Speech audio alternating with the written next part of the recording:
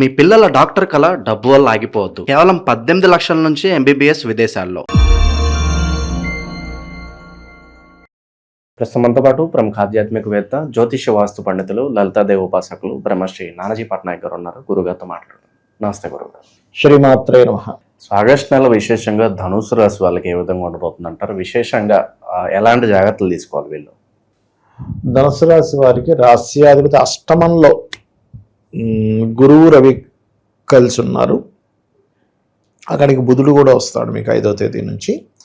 అలాగే 6లో ఉండే కుజుడు 7వ స్థానంలోకి, మరియు భాగ్యంలో ఉండే శుక్రకేతువులు, శుక్రుడు దశమంలోకి మారుతున్నాడు.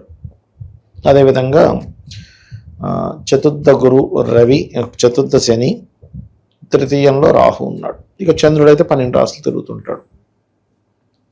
ఈ యొక్క గ్రహస్థితిని అనుసరించి ధనుసు రాశి వారికి ఆ యొక్క అంటే ఈ గ్రహస్థితిని బట్టి ధనుసు రాశి వారికి ఎలా ఉండబోతుంది, ఏ దేవత ఆరాధన చేసుకోవాలి, ఇటువంటి విషయాల పట్ల వీరు జాగ్రత్త వహించాలనేటువంటి విషయాలు చెప్తుంది. నేనైనప్పటికీ చెప్పిస్తుంది సాక్షాత్ లలిత అమ్మవారిగా భావిస్తూ ఆ లలితాంబిక అమ్మవారి యొక్క అనుగ్రహం ధనుసు రాశి వారికి పరిపూర్ణంగా కలగాలని మనస్ఫూర్తిగా కోరుకుంటూ, ఇక్కడ ఏదైనా కొత్తగా డయాగ్నోటిక్ చేసే విషయాల్లోని, రీసెర్చెస్ చేసేటువంటి విషయాల్లో అనుకూలంగా ఉంటుంది చెప్పాలంటే వీరికి. అదేవిధంగా తాతగారు ఏదైనా ప్రాపర్టీ ఉంది, ఏదైనా కోర్టు కేసెస్లో ఉంది, లేదా గొడవల్లో ఉంది, అవి కొంచెం క్లియర్ అవ్వడానికి, వాటి మూలంగా ఏదైనా మనీ రావడానికి, వాటి మూలంగా అభివృద్ధికి చాలా బాగుంది చెప్పాలంటే. ఈ అక్రమ సంబంధాల వల్ల వైవాహిక జీవితంలో కాస్త ఇబ్బందులు రావడం, ఇలాంటి పరిస్థితులు ఏమన్నా వీళ్ళకి ఎదురవుతాయి అంటారు? కొంచెం అక్రమ సంబంధాల విషయంలో జాగ్రత్తగానే ఉండాలండి. అంటే వీరని కదా ఎవరైనా జాగ్రత్తగానే ఉండాలి. కాకపోతే వీళ్ళకి ఏంటంటే 12వ అధిపతి సప్తమంలో ఉండి శుక్రుని వీక్షిస్తున్నాడు కదా, దానివల్ల ఇప్పుడు వీళ్ళు ఎక్కడైతే జాబ్ చేస్తారో ఆ జాబ్లో ఎటువంటి రిలేషన్స్ ఉన్నా కొంచెం జాగ్రత్తగా ఉండాలి వాళ్ళు. అంటే ఒక్కోసారి చూస్తూ ఉంటాం కదా మనం, ఏదో ఒక రిలేషన్ ఏర్పడింది, వాళ్ళిద్దరి మధ్య ఏదో మిస్అండర్స్టాండింగ్స్ లేకపోతే కొన్ని టర్మ్స్ అండ్ కండిషన్స్ కలవకపోవడం వల్ల ఆమె ఏదో కావాలనేదో చెప్పింది ఇతని గురించి, అప్పుడు దానివల్ల ఇతను జాబ్ మానేయాల్సి వచ్చింది అంటుంటారు కదా. మీరు అన్నట్టు మంచి పాయింట్ తీశారు. ఎందుకంటే అక్రమ సంబంధాల వల్లే జాబుల్లో ఇబ్బందులు వస్తాయి. మీకు మరి ఎందుకు వచ్చింది ఆ స్ఫురణ? రాజకీయ నాయకులు కావచ్చు, ఇంకా సినిమా వాళ్ళకి ఎలా ఉంటుంది? రాజకీయ నాయకులకి చెప్పాలంటే కొంచెం రాజకీయ నాయకులు వీళ్ళు ఏదైనా కొన్ని ప్రాజెక్ట్స్ తీసుకురావడం వల్ల మంచి పేరు తెచ్చే ఛాన్సెస్ ఉంది. సినిమా అంటే ఒకటండి, సినిమా ఫీల్డ్కి కారకుడు శుక్రుడు ఈ నెలలో నీచంలో ఉన్నాడు కాబట్టి కొంచెం జాగ్రత్తగానే ఉండాలి చెప్పాలంటే. ఈ మాసంలో ఏంటంటే మెయిన్గా వీళ్ళు గతంలో ఏదైనా ల్యాండ్ కోసం డబ్బులు ఇచ్చారు, అది వెనక్కి తీసేసుకోవడము, ఇది సెట్ అయ్యేటట్లేదురా, ఈ ప్రాపర్టీ సెట్ అయ్యేట్లేదురా అనుకోవడం లాంటివి చూపిస్తుంది. ఉద్యోగంలో మార్పులు చూపిస్తున్నాయి. ఉద్యోగంలో కాస్త వర్క్ స్ట్రెస్ ఎక్కువగా ఉంటుంది. కాకపోతే కొన్ని విషయాలు ధైర్యంగా చేయడం వల్ల సక్సెస్ని పొందుతారు. ఈ లాటరీస్ లాంటిది కానీ, లేకపోతే ఏదైనా ఇన్సూరెన్సెస్ మూలంగా వచ్చేటువంటివి కానీ, పిహెచ్డీస్ చేస్తుంటే కొంతమందికి స్టైఫండ్స్ వస్తుంటాయి, అటువంటివి కానీ రావడానికి ఆస్కారం ఎక్కువగా ఉంది ధనుసు వారికి చెప్పాలంటే. అదేవిధంగా ఇష్టపడిన వారిని వివాహం చేసుకోవాలనేటువంటి విషయంలో మాత్రం కొంచెం ఎక్కువ శ్రమ ఉంటుంది మొదటి వారంలో వీరికి. ఈ నెలంతా కూడా వీళ్ళు ముఖ్యంగా క్రియేటివ్ ఫీల్డ్స్లో ఉంటారు కదా, సినిమా ఫీల్డ్ అనో, లేకపోతే బట్టల షాప్లోనో, లేకపోతే ఫ్యాషన్ రంగాల్లో కానీ, ఇలాంటి ఫీల్డ్స్లో ఉండేటువంటి వారికి ఉద్యోగంలో మార్పులు ఉన్నాయి, ప్రధానంగా ఇది గుర్తుపెట్టుకోవాలి. అండ్ అదేవిధంగా తండ్రి గారి ఆరోగ్య విషయంలో కొద్దిగా జాగ్రత్తగా ఉండాలి. ఎందుకంటే భాగ్యంలో కంటే కూడా అష్టమంలో అధిక గ్రహాలు ఉన్నాయి కాబట్టి విదేశీ ఉద్యోగ అవకాశాల కోసం ప్రయత్నం చేసేటువంటి వారికి బాగుంటుంది చెప్పాలంటే. ఎందుకంటే 12వ అధిపతి సప్తమంలోకి వచ్చాడు కదా, కాకపోతే శత్రుక్షేత్రం కాబట్టి ఈజీగా కాకుండా కొంచెం స్ట్రెస్ ఉండి దాని తర్వాత అవకాశాలు వస్తాయి వీరికి, అవి ఎక్కువగా చూపిస్తుంది. ఫైనాన్షియల్ గ్రోత్ అయితే బాగానే ఉంది, ఎందుకంటే 2వ స్థానం మీద అష్టమంలో ఉండే గ్రహాల యొక్క దృష్టి ఉంది కాబట్టి బాగానే ఉంది, దానికి ప్రాబ్లం లేదు. సిబ్లింగ్ వరుస వాళ్ళు ఎవరైనా ఉంటే వాళ్ళని విదేశాలకు పంపించాలనే ప్రయత్నం మాత్రం ఖచ్చితంగా పనిచేస్తుంది. ఇక్కడ శత్రువుల పరిస్థితి గురువు, ఎవరితో శత్రుత్వం వస్తుంది అంటారు వీళ్ళకి? గతంలో కొన్ని శత్రుత్వాలు ఏర్పడి ఇప్పుడు చెప్పాలంటే ఇప్పుడు కొంచెం తగ్గుతూ ఉంటాయి. కాకపోతే ఈ 6, 11 అధిపతి శుక్రుడు అయ్యాడు కాబట్టి వీళ్ళకి పూర్వజన్మ కర్మకారక ప్లానెట్ శుక్రుడు ఈ ధనుస్సు వారికి దశమంలో నుంచి పడుతున్నందుకు చేస్తున్న ఉద్యోగంలో స్త్రీల వల్ల ఎక్కువ డిస్టర్బ్ అవుతారు చెప్పాలంటే ఈ మాసంలో ఎక్కువగా వీరు. అది ఒక్కడి పర్టికులర్గా చూడ వాళ్ళ వల్ల కొన్ని శత్రుత్వాలు కూడా వస్తాయి వీరికి. కొత్త అవకాశాలు వచ్చినప్పుడు గురుగారు ఈ టైంలో మారాలా వద్దా, లేదంటే ఉన్న చోటే ఉండాలా అని చెప్పి కాస్త డౌట్ ఉంటుంటుంది. దాని గురించి ఏమంటారు? కొత్త అవకాశాలు వచ్చినప్పుడు చెప్పాలంటే ఆ, ఉద్యోగం అన్న మీరు అంటున్నారు. నన్ను అడిగితే ఉన్న చోటే ఉండడం కరెక్ట్. ఇప్పుడు ఎందుకంటే అంటే రాకముందు కొంతమంది మానేస్తారు, అది మాత్రం చేయకూడదు.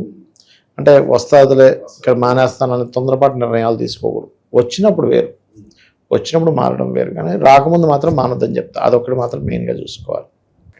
ఇక విశేషంగా వీళ్ళు ఎలాంటి పరిహారాలు చేసుకోవాలి గురుగారు?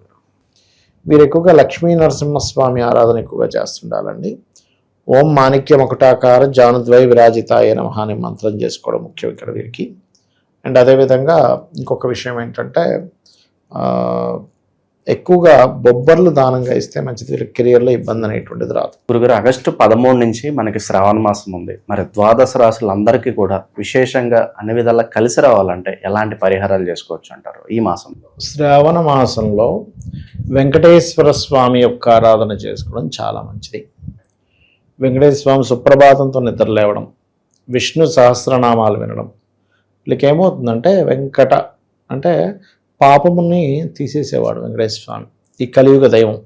కాబట్టి వెంకటేశ్వర స్వామి ఆరాధన ఈ మాసం అంతా కూడా వీళ్ళు అంటే ఉదయం నిద్ర లేచిన వెంటనే కూడా కాస్త అంటే వీళ్ళు ఒక ఉపవాసంలాగా చేయాలనుకుంటే చేసుకోవచ్చు. అంటే ఒంటి పూట ఉండడం, ఇట్లా కొంచెం దీక్షలా తీసుకొని చేసుకుంటే చాలా మంచిది. శ్రావణ మాసంలో అన్ని రాసుల వారు కూడా తిరుపతికి వెళ్ళి వస్తే చాలా మంచిదండి. ఎందుకంటే కర్మస్థానంలో ఈ కాంబినేషన్ ఏర్పడుతుంది అమావాస్య తర్వాత చూసుకున్నట్లయితే. సో ఎప్పుడైతే శ్రవణ నక్షత్ర సంబంధంగా ఉండేదాన్ని పౌర్ణమి వచ్చేదాన్ని శ్రవణ మాసం ఎలా అంటారో, ఈ కర్మకారక రాశిలో శ్రవణ నక్షత్రం ఉంటుంది. ఈ కర్మ మనకు తగ్గాలి అంటే ముందుగా పూర్వజన్మ కర్మ దగ్ధం అవ్వాలి. పూర్వజన్మ దగ్ధం అయ్యేటువంటి వాటిలో కొన్ని విధానాలు ఈ కలియుగంలో వెంకటేశ్వర స్వామిని ఆరాధించడము, లలిత చదువుకోవడము, సూర్య నమస్కారాలు చేసుకోవడం, అంటే సూర్య ఆరాధన చేయడము, లేకపోతే ఏదైనా క్షేత్రానికి వెళ్ళి అక్కడ ఏదైనా సేవ చేయడం చేస్తూ ఉండాలి.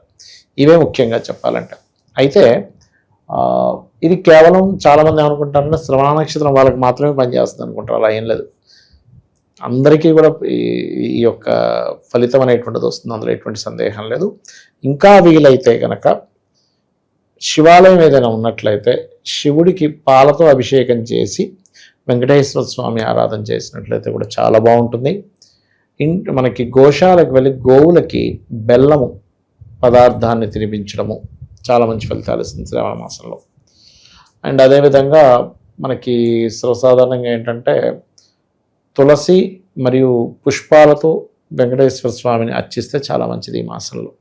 చాలామంది ఏం చేస్తుంటారంటే ఈ శ్రావణ మాసంలో వెంకటేశ్వర స్వామి యొక్క ఆరాధనతో పాటు ఈ 30 రోజులు కూడా తులసి మొక్క దగ్గర దీపారాధన చేస్తారు. దీనివల్ల కలిగే ఫలితాలు ఏంటంటే రోగ భయము నశిస్తుంది.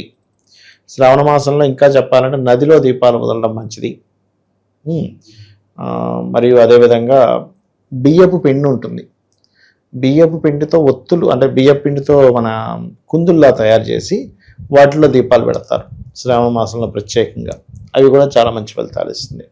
అందులో కొంతమంది నెయ్యిని వేసి నెయ్యితో దీపం పెట్టడం చేసినప్పుడు ఏమవుతుందంటే శ్రావణ మాసంలో చేసే ఈ కార్యక్రమం వల్ల ఉద్యోగ సంబంధించిన విషయంలో కొత్త ఉద్యోగ అవకాశాలు వస్తాయి నెయ్యితో దీపం పెట్టడం వల్ల అని చెప్పి అంటూ ఉంటారు. ఒకవేళ ఉద్యోగంలో చాలా ఇబ్బంది ఉందనుకునేటువంటి వారు ఓం మాణిక్య మకుటాకార జానుద్వై విరాజితాయ నమః, మళ్ళీ ఓం నమో వెంకటేశాయ్ ఇది కలుపుకొని చేసుకుంటే ఇంకా బాగుంటుంది. మంచి విశ్లేషణ అందించారు, ధన్యవాదాలు. శ్రీమాత్రే నమః.